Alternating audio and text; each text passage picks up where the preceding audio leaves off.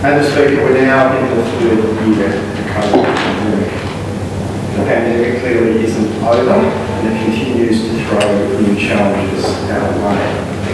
We want to assure the people of Canberra the government will be maintaining our public health response, providing Canberrans with a trusted source of health information, delivering a community-wide booster program and responding to the health needs of those affected by the virus. Madam Speaker, our economic recovery plan will also be front and centre of the government's work in 2022. The plan is focused on creating and protecting good local jobs in a diverse range of industry sectors, including health, education, construction, retail, renewable energy, tourism, hospitality, and of course the technical, scientific and professional services that have been the real growth engine of employment growth in our city in recent years. This year, Madam Speaker, the government will also be pursuing an ambitious and progressive legislative program. For more than 2 decades, this jurisdiction has advanced nation-leading reforms that have ensured Canberra remains one of the most livable, inclusive and progressive cities in the world. And that will continue in 2022. The government will also continue investing in the infrastructure that will make Canberra even better. Infrastructure that is built for Canberra and built to support the city that Canberra is born. Madam Speaker, the ACT government's response to the pandemic has rapidly evolved over the past few months through different variants, public health responses and vaccine rollouts. Health experts have suggested that the Omicron wave we are currently experiencing may affect across much of the country, and this advice is reflected in the ACT modelling and lived experience. Yesterday there were 299 new cases of COVID in the territory. We anticipate this number will fluctuate and will move up and down in coming days and weeks. As we've said throughout the pandemic, vaccination remains the best way to protect ourselves, our families and our community. It is our high level of vaccination, primary course and the booster program that allows us to transition away from lockdowns to return to a more normal life. The Territory continues to have the highest double-dose vaccination rate in the country, approaching 99% of our eligible population. We are also leading the way in providing boosters, with more than half of all eligible Canberrans now having received this crucial extra dose of protection. However, we know this is not enough. We must continue this program to boost the protection of as much of our population as is possible. The willingness of Canberrans to roll up their sleeves and get vaccinated has been the single most important factor protecting our healthcare system, protecting our community. And we will work to continue this nation-leading program throughout 2022. More recently, Madam Speaker, the ACT has also been successful in securing and supplying many more free rapid antigen tests across our community. This includes supply for the use of rapid antigen tests in high-risk settings, providing them to the most vulnerable in the community, and distributing RATs to Canberra schools and early childhood education centres to give parents, kids and staff the confidence to return face-to-face learning at the commencement of this school year. Madam Speaker, throughout the pandemic, it has been clear that an effective public health response is crucial to economic strength, and it is crucial in this circumstance at the beginning of 2022 to our economic recovery. That is what underpins confidence that has seen our economy bounce back biggest waves of the virus. Through all of the setbacks of the last 2 years, the rebound has been incredibly strong. Entering the pandemic, the ACT economy was resilient, strong, and increasingly diverse. In the 5 financial years before the pandemic, our strategy to grow the local economy, to the total number of businesses in the ACT, grow from just over 25,000 to almost 29,000 by mid-2019. And that saw the creation of close to 20,000 additional jobs. Additionally, the government's sound public finance management, once again recently endorsed, sees us remain the only sub-national jurisdiction in the Asia Pacific with a AAA credit rating. Not just the only one in Australia, I speak, the only one in the Asia Pacific. This means the ACT government's balance sheet is able to provide counter-cyclical public investment that has been required over the past 2 years to buffer the enormous economic shock that we experience, that our fellow Australians have experienced. It's been a phenomenon. Throughout the pandemic, Madam Speaker, our priorities have remained the same. Ensuring support for the most vulnerable in our community, investing in our public health response, and protecting local jobs. The Territory Government has provided more than $500 million in additional health funding, allocated nearly $500 million in targeted support for small and medium businesses, and more than $200 million in additional funding for education and skills. And this public investment has delivered incredible economic outcomes. The ACT's real gross state product growth for fiscal year 2019-20 was 3.7%. And in the peak of the pandemic in fiscal year 2021, we still grew by 2.8%. Now, whilst household consumption fell 2.6% in 1920, it was more than offset by a 7.7% growth in the following fiscal year. Household consumption bounced back in fiscal year 2021. It did so off the back of greater consumer confidence. That, Madam Speaker, comes from effective pandemic management. The beginning of the 21-22 financial year was different. The most significant impact on our economy and how we function as a society was through the 9 weeks of lockdown from August to October last year.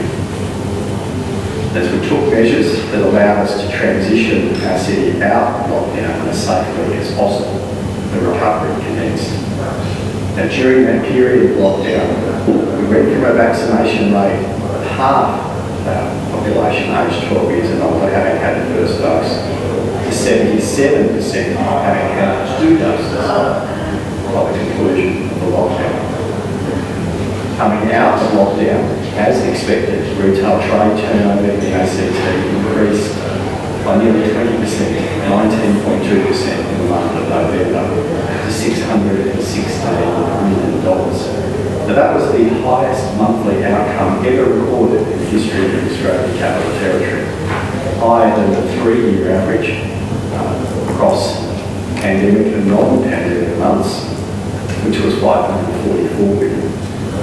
And it was pleasing to see the data released in the last 7 days that this record spend was sustained through December, with 596.6 million spent in ACT businesses during that month. That was the 4th highest month of retail trade ever experienced, Madam Speaker, the other 3 months being in calendar year 2021. So it is pleasing to see that despite the pandemic, retail trade figures have grown each year from 6.14 billion pre-pandemic in 2019 to 6.67 billion in 2020. And then grown again in 2021 to $6.78 billion, each all-time records for expenditure at ACT businesses. However, we know that the record spend in 2021 wasn't uniform, Madam Speaker. And there are some areas of the economy that have benefited more from federal spending than others. So reflecting this, the government recently extended existing business support measures to targeted industry sectors such as food and service businesses, tourism and hospitality. Madam Speaker, overall the ACT economy continues to show resilience in the face of COVID-19. From the middle of 2019 to the middle of 2021, more than 2,500 new businesses are operating in the ACT. So we continue to have nation-leading business growth in our territory. We will continue to closely monitor the daily, weekly and monthly pandemic and economic data over the coming weeks and months as we take a considered and informed approach to extend our economic recovery. We head into 2022 cautiously optimistic, with the early signs of household consumption bouncing back already on the Omicron wave. Once the impact of this wave subsides, we also see announcements in the last 24 hours that will certainly boost international migration and to travel from Australia to the ACT. This opening of the borders, or further opening of our national borders, is good news for the tourism sector and for higher education, and indeed for skilled migration. The ACT will continue to drive towards our objective of full employment. We will continue our 30 consecutive year record of sustainable economic growth. There is no other jurisdiction in Australia that has had 30 consecutive years of economic growth. Now, Madam Speaker, the ACT budget review is no less than 2 months away.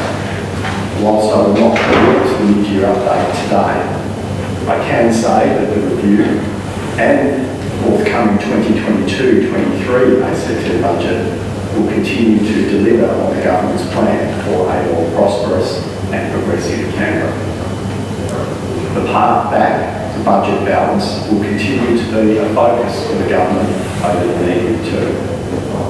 However, the need to continue to support the economic recovery and position Canberra to respond to a range of opportunities as we emerge from the pandemic currently outweighs the need to balance the budget in the next few years. Madam Speaker, we are very well aware of the disproportionate intergenerational impact that economic downturns have on the prospects of young people. Therefore, investment in education, in skills development and ensuring economic opportunities for young people is critical. And critical right now to building long-term economic strength. And Madam Speaker, the pandemic has required significant time and resources from the Territory Government. Our effective health response has been crucial not only to maintaining a strong economy and building a strong recovery, but also to enable us to focus on other priorities for the year ahead, such as the delivery of key components of the Parliamentary and Government Agreement for this 10th Assembly. So I'll take the opportunity now to outline our priorities across a range of portfolio areas. This is not an exclusive list, Madam Speaker, but it is an extensive list that we will be pursuing this year. In health and mental health, Madam Speaker, our hospitals and healthcare workers have done a magnificent and tireless job of responding to the pandemic. And we know that this work will continue in earnest in the coming weeks and months. Of course, our continued work on the physical expansion of Canberra Hospital remains one of the government's key infrastructure projects. And other priorities in this portfolio include the delivery of the Cancer Research Centre, rolling out the digital health record across our hospitals and community-based services, more support for alcohol and other drug services, working with the community to plan for local services and better care coordination finalisation of the first 1,000 days strategy to ensure the best possible health and wellbeing outcomes for babies and their families. Now we know that COVID has had a significant impact on mental health right across our community. The government has already made several significant investments in clinical and community support services. Work is underway to deliver more initiatives to support people with mental illness at risk of homelessness. Madam Speaker, turning now to early childhood development, education and youth affairs. This government understands the value of good public education and is continuing to focus on the development of new schools in growth areas in our city and upgrades to existing schools right across the territory. We know that this provides a better teaching and learning environment and it's important to meet the needs of our growing city. We're also committed to providing every 3-year-old child in Canberra with access to 1 day a week of free early learning by the end of this parliamentary term. And we will continue to support young Canberrans with the Safe and Connected Youth Coordinated Service response. These, amongst other priorities in education, training and youth affairs, will be a focus this year, Madam Speaker. There is also important work underway in relation to workplace safety, including amending the ACT's Portable Law Service Scheme and work health and safety laws, and introducing regulations to protect tradespeople from silicon dust. In the area of climate action, the ACT government continues to lead the way in responding to climate change. And this year we'll introduce legislation to improve the Climate Change and Greenhouse Gas Emissions Act following its review. The government is committed to driving innovation across the energy and transport sectors, supporting businesses and households to save on their energy costs, to reduce emissions, and to take advantage of new technologies. As part of our nation-leading policies to reduce transport emissions, we will develop a second zero emissions vehicle action plan to expand on the very successful and nation-leading first action plan. EV take-up is accelerating in the ACT faster than anywhere else in Australia. And our plan to electrify the Transport Canberra bus fleet is underway. We are developing a gas transition plan which will be further advanced this year. We will also progress procurement activities in relation to the big Canberra battery and continue to deliver the highly successful sustainable household scheme. Turning now to housing and suburban development, Madam Speaker. Over the past 2 years, there has been a significant rise in the cost of housing. This has occurred across the nation, primarily as a result of very low, historically low interest rates and existing Commonwealth government tax settings.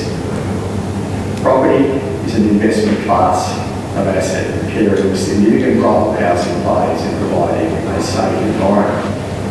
So we can become increasingly divided as a society between those who own property and those who don't. Now, I've put on the public record that I believe the medium-term objective of all jurisdictions in this country should be the design of policies that will result in property price growth that is no greater than wage price growth. And to achieve this, Madam Speaker, it requires the active participation of governments at all levels. And while Commonwealth tax arrangements remain structured in the way they are, this will continue to be an uphill battle. For our point, the ACT government has provided an additional $100 million in our 21-22 budget, Madam Speaker, towards the social housing program, which we will continue to deliver. Here in the ACT, we will continue to implement our 5-year $50 million program to improve building efficiency and sustainability of our social and public housing, to support low-income owner-occupier households and the city's lowest performing rental properties to improve their sustainability. And we will continue working towards our ambitious affordable rental housing target of the goal of 600 additional dwellings by fiscal year 25-26. Madam Speaker, turning to planning, sustainable building and construction. This year, the government will introduce legislation to reform the ACT's planning system. This work has involved extensive community consultation and will see significant reforms that deliver better outcomes for development, the environment and the community. We'll also continue our work and our commitment to enhancing the natural environment by protecting and increasing our urban tree canopy. Law reform will be a significant part of this year's parliamentary agenda. We will continue to examine drug law reform, including the decriminalisation of small quantities of illicit drugs. We consider how to develop a modern support-based approach to drug abuse and addiction. There is also important work continuing a range of other important law reforms, including the Multicultural Recognition Act, the review of the Discrimination Act, and the establishment of an Aboriginal and Torres Strait Islander Children's Commission. The ACT government will also raise the minimum age of criminal responsibility to the ACT. Madam Speaker, addressing domestic and family violence continues to be a significant priority, and the government will implement important reforms, including those arising from the recommendations of the Family Violence Act 2016 review, overseen by the Attorney General. Minister Barr is continuing to lead the government's response to the Sexual Assault Prevention and Response Steering Committee's final report. I also acknowledge this morning Dr Patterson for her work in relation to re-examining the ACT's consent rules ahead of the introduction of the Crimes Consent Amendment Bill later today. Over the coming months, Madam Speaker, I will release the government's second action plan under the Capital and Equality Strategy that outlines how we will continue to build on our progress to keep Canberra the most LGBTIQ+ inclusive city in Australia. We will look at the reform of births, deaths and marriages registration legislation to ensure a better and more inclusive process for changing birth registration and birth certificates for trans and gender diverse people. We will consult with the community and introduce legislation to support people with variations in sex characteristics and their families, deferring some medical interventions until a person can give personal consent.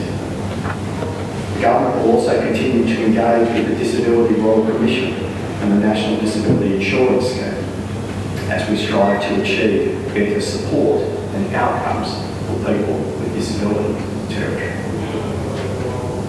The government remains committed to continue working with First Nations Canberrans to close the gap and improve outcomes for Aboriginal and Torres Strait Islander people.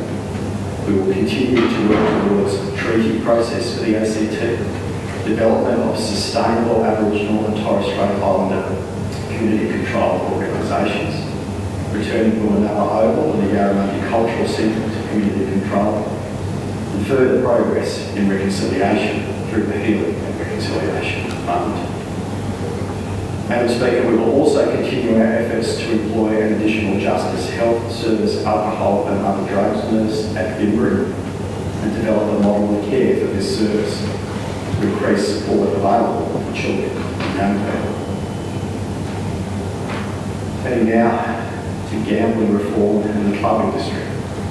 There is work underway to support our community clubs and to reduce gambling harm.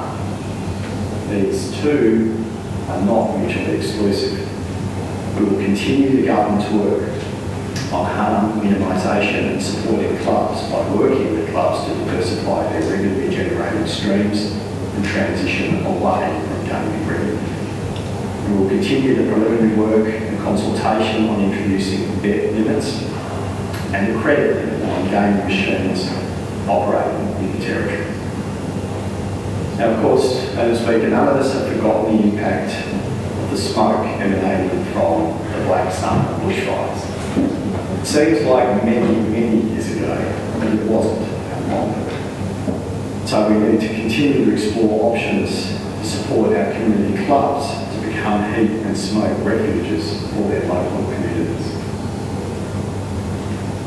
Turning now to business and better regulation. In relation to regulation reform, the task force, Better Regulation Task Force, will soon finalise its discovery report, setting the scene for a program of work that will position us to do even better in attracting, retaining and growing businesses in the Territory. Government heads into 2022 with a range of priorities, Madam Speaker. And we will continue to keep the Assembly and the Canberra community updated on these issues. I've touched on many of them this morning, but there are many others. And I did not want this speech to be a 90-minute affair, Madam Speaker, so I have limited my comments.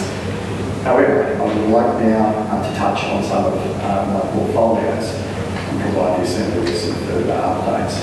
Now, as I stated earlier, the Territory continues to lead the nation with our climate action policies as we work towards a zero emissions future.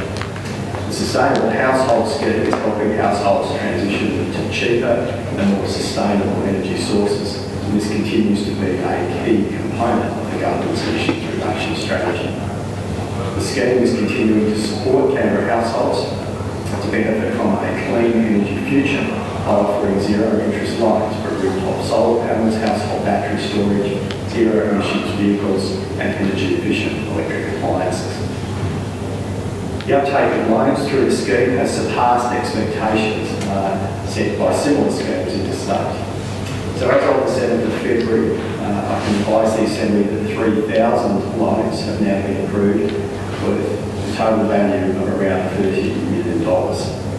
To date, 10.1 megawatts of rooftop solar has been installed under the scheme. To put this in perspective, that is more than 4 times the size of the Madura solar farm, Madam Speaker.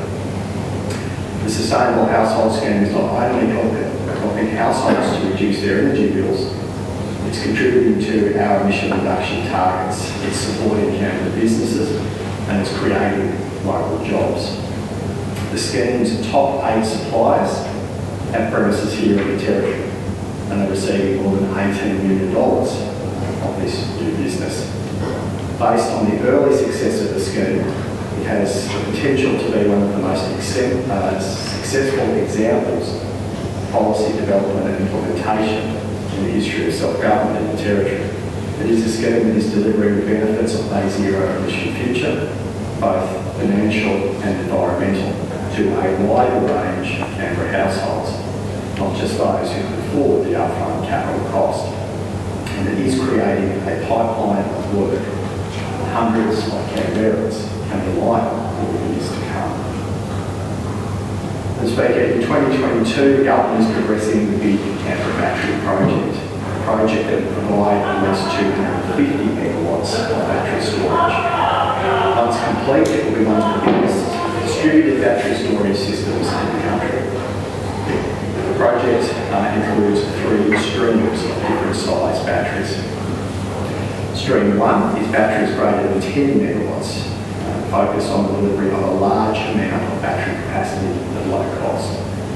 Stream 2 is a series of smaller batteries between 10 and 250 kilowatts at government and public sites, for example, schools and universities. And Stream 3 is neighbourhood scale batteries of up to 100, between 5 and 100, sorry, I'll start that again. Neighbourhood scale batteries of 100 kilowatts to 5 megawatts with a focus on trialling community investment models and innovation. A call for expressions of interest for Stream 1 batteries was released in December and has garnered strong interest already. The EOI period will close later this week on the 11th of February and will be followed by a request for proposals from a shortlisted group. I'm very pleased with the progress of this program, Madam Speaker, and look forward to updating the Assembly in the coming months on its continued success. Turning now to infrastructure, the government has a plan and we are implementing it to build the infrastructure of our city's future, with a $6.4 billion investment program outlined in the 21-22 budget. So I believe that now is the time for the ACT government to put the steps in place to design and construct the infrastructure that our growing city needs. And this includes new and renewed facilities in our public healthcare system, across the public education system, in our transport network, in city services, and in our arts and entertainment precincts. Canberra to be a true modern 21st century city with modern infrastructure, the time to invest is now. So over the coming years, the government will be working on both the delivery of our infrastructure priorities that we've already outlined, but then what comes next in the infrastructure plan. Over the next 2 years, we will continue to update the committee on our infrastructure plans as we deliver the largest program in the Territory's history. Our hospital expansion will ensure that Canberrans have increased access to better healthcare when and where they need it, enhancing capacity across the hospital's intensive care, surgical, coronary care and emergency services. The project created 600 jobs during the construction phase and contributes to our commitment, of course, to employ new healthcare professionals once the facility is open and across this parliamentary term. The work to deliver the critical services building is also underway. Bulk excavation is due to be completed by mid this year, enabling early construction work to commence on this important project. Madam Speaker, a topic we've talked about a lot in this place, the government is getting on with extending the light rail network. Commonwealth Park on its way to light, our city's biggest ever infrastructure project. Members would be aware that early works are already underway. The stage 2A Commonwealth Park with work to raise London Circuit to form an at-grade intersection of Commonwealth Avenue. Now, raising London Circuit not only enables the expansion of the light rail network to Canberra South, but it also significantly improves connectivity between the city and the river. Now, over the lifetime of the project, the light rail to Woden will support over 6,000 jobs. And Speaker, we're also committed to providing Canberrans with a wide range of sustainable transport options, strengthening our bus network and introducing the ACT's first zero-emission buses, expanding our shared path network for pedestrians and cyclists, and continuing a range of targeted road upgrades that include the construction of the John McGordon Drive Bridge and work on the new highway. And Speaker, the south of our city and the Territory more broadly will benefit significantly from the construction of a new CIT campus in the Wellington Town Centre. The campus will be a flagship facility for the delivery of skills and training, and it will also further contribute to the rapid revitalisation of the Wellington Town Centre. Construction work on the first phase of the new CIT precinct is already underway, with final design for the new campus due to be revealed later this year. There is no doubt, and I touched on this earlier in this speech, that skills and training will play an incredibly important role in our economic recovery. And the government is investing a record $126.3 million in vocational education and training in 2022. Now, growing our city requires further investment in education, new and expanded schools across Canberra. This government believes very strongly in the value of the education system for our territory. It's an education system that Canberra families put their faith in, and those families can be assured that we will continue to fund investments in our local schools, support local teachers and students by what they need to thrive. Canberra has just welcomed the opening of its newest school in Throsby, the third zero-emission public school in the Territory. I know Mr. Barry will have more to say about this later this morning. Work continues on a range of school projects across the city. Construction is underway at the new high school in Kenny, in the Gungahlin district, which is due for completion in 2023. Development of new schools in growth areas in Gungahlin and West Belconnen are also on track. for the head contractor tender for a high school in Taylor and a design consultant contract for a new primary school in Strathman, both due to be awarded early this year. Of course, Madam Speaker, the Evelyn Scott School in Denman Prospect in the Molonglo Valley is already open to preschool and primary school pupils ahead of welcoming high school students in 2023. Madam Speaker, throughout all that I've spoken about this morning, a key theme of wellbeing, of quality of life, making Canberra and people a better place is a strong and coherent part of everything that I've talked about. Wellbeing is a key focus for the Territory Government and continues to be a significant consideration in developing policy and the decision-making process around budget priorities each year.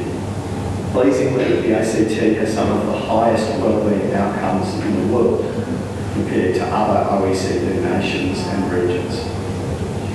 In Australia, we have the highest levels of wellbeing across 10 of the 11 areas of the OECD Better Life Index compared with our interstate counterparts. Now, of course, Madam Speaker, not everyone in the ACT shares the same quality of life. Some groups have been more affected by the pandemic than others, for example. Understandably, this has impacted mental health. More people in the Territory, indeed more people across Australia and around the world accessing mental health services. However, both local and national surveys suggest our overall wellbeing is improving since exiting lockdown last year. Canberra continues to be a livable city, with 9 in 10 Canberrans saying they would recommend our region as a great place to live. And why not? Because Canberrans enjoy the highest life expectancy in Australia, greatest access to green space, and the highest perceptions of safety compared with the national average.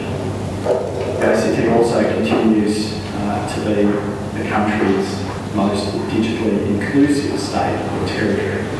We embrace new technologies and we support each other. Volunteerism is high in the territory and elsewhere. So, Madam Speaker, the conclusion of these remarks this morning, and to start off, what will be a challenging year again for our community. I want to acknowledge that it has been an incredibly difficult few years for everyone, not just here in Canberra, across Australia and around the world. We need to acknowledge that not every challenge that COVID-19 throws at us can be easily or quickly resolved. We need to acknowledge that some sections of the community and the economy have been more affected than others. And these facts have invariably influenced the ACT government's immediate priorities to respond to the pandemic. This is evidenced in the delayed budget in October last year, where the largest new expenditure initiatives with hundreds of millions of dollars allocated into business support programs. We live in a time of great uncertainty, Madam Speaker. We don't know what is coming next. However, we enter 2022 with optimism, with community resilience, and with a sharp focus on delivering our important legislative, infrastructure and services programs, many of which will contribute significantly to our economic recovery in the months and years ahead. Mr. Assistant Speaker, I present a copy of the statement and move the